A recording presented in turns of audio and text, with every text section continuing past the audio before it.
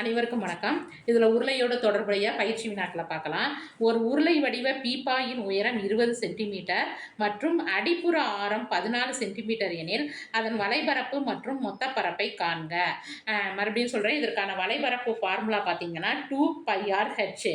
ஆறுங்கிறது இதில் என்னன்னு சொல்லி பார்த்தீங்கன்னா 14 சென்டிமீட்டர், உயரங்கிறது 20 சென்டிமீட்டர். அப்போ இதற்கான ஃபார்முலா பாருங்கள், 2 இன்ட்டு 20, பைங்கிறது என்னது 22/7 into 14 into 20.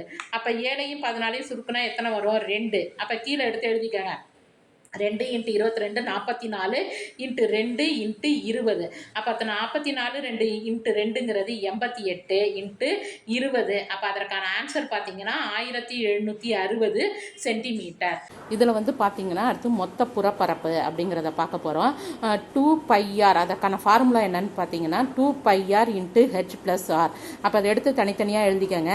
2 into 22/7 into 14 into 20 plus 14.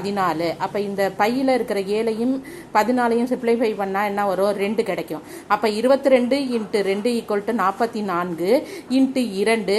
20 கூட்டல் 14 பார்த்தீங்கன்னா 34. அதை அப்படியே மல்டிப்ளை பண்ணிக்க வேண்டியதான்.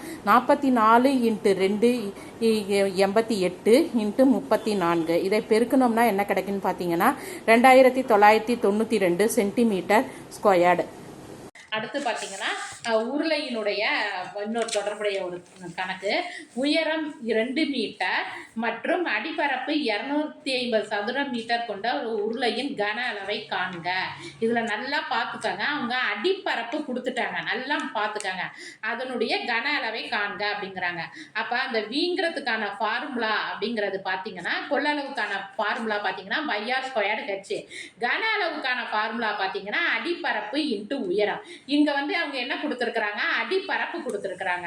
அப்போ அடிப்பரப்புனாலே இங்கே என்ன கொடுத்துட்டாங்க? 250 இன்ட்டு உயரம் எத்தனை? 2. அப்போ 250 இன்ட்டு 2 500 கன மீட்டர். நன்றி, வணக்கம்.